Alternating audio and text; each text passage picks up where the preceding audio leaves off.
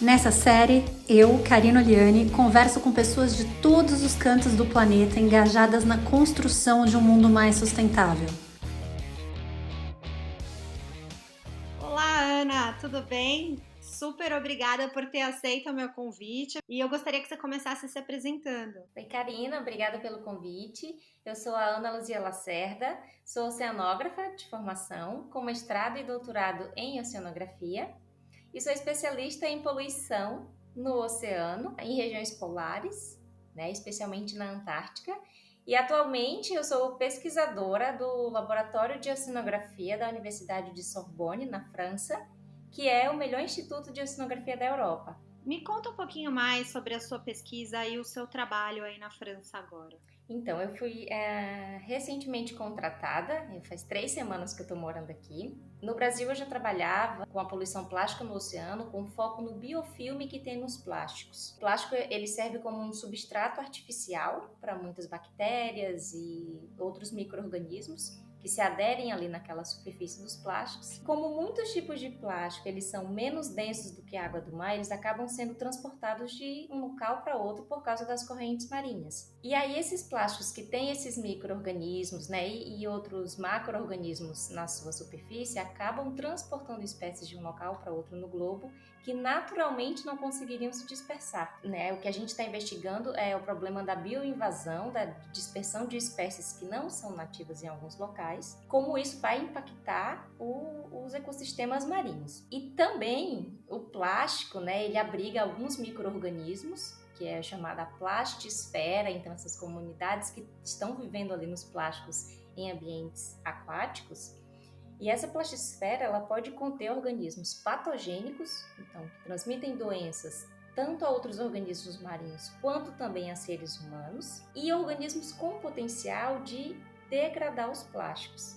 Então agora a gente está com um experimento aqui no Mar Mediterrâneo para analisar diferentes aspectos em relação à poluição marinha. A gente está literalmente dando um tiro no próprio pé, né? Porque quando a gente fala que os peixes estão sendo contaminados, que os pássaros marinhos, as aves marinhas e os mamíferos também estão sendo contaminados, no fim das contas é claro que a gente está sendo contaminado, tanto é que uma pesquisa recente demonstrou que as próprias mães, quando elas estão amamentando os filhos, elas já estão contaminando eles com bisfenol A, que é uma das substâncias encontradas nos plásticos. É um dos aditivos, tóxicos que os plásticos têm, e tem vários outros. E além de terem esses aditivos tóxicos na sua produção, quando eles são fabricados, o plástico, pelas suas características físico-químicas, eles absorvem os contaminantes da água. Então, eles se tornam partículas potencialmente mais tóxicas. E aí, se você pensa, um peixe ou um crustáceo ingere esse fragmento plástico com vários compostos tóxicos ali, e nós consumimos esses produtos do mar, que impacto isso está causando? Tanto nos organismos marinhos quanto na gente. Então, todas essas questões, elas estão tentando ser respondidas e bem compreendidas. Quando a gente compara a quantidade de plástico que é produzida no mundo, que não é tratada da maneira correta, então que vai acabar atingindo um ambiente natural, e a gente compara a quantidade de plástico que tem na superfície do oceano, a gente vê que o que está na superfície do oceano representa pouquíssimo do lixo que entra no mar. Esse lixo que está faltando, onde é que ele está? Ele está na coluna d'água, ele está nas praias, ele está no fundo do mar, ele está sendo ingerido pela biota. Então, quando a gente vê baleias e aves e tartarugas e diferentes grupos de animais marinhos que estão morrendo porque estão ingerindo esse lixo, a gente vê que o que está na superfície é apenas uma parte pequena de todo o lixo que está no mar. Linkando com a parte da plastisfera, uma das consequências desse biofilme colonizando os plásticos é que altera as propriedades do plástico, inclusive a densidade. Então faz com que plásticos que naturalmente flutuariam, eles acabem afundando.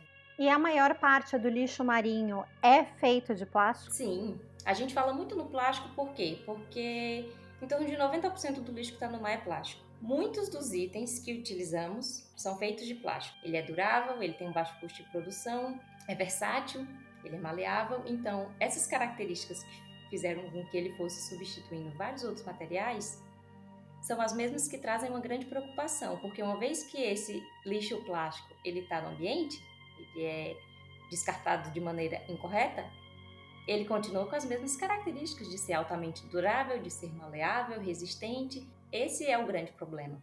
E pelos dados, pelo menos aqui no Brasil, até onde eu sei, menos de 9% dos plásticos podem ser reciclados.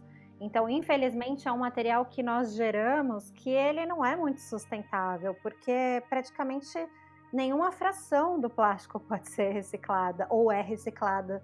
Eu entro numa coisa que eu acredito que o problema não é o plástico, o problema é o uso incorreto e o descarte incorreto desse material.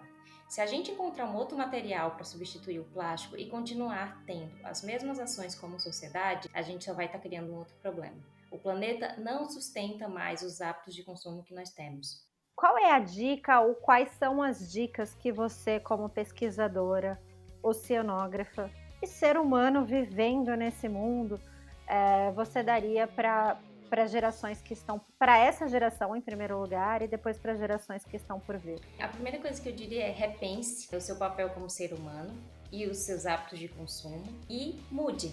Você não pode fazer muito mais do que pelo menos a sua parte.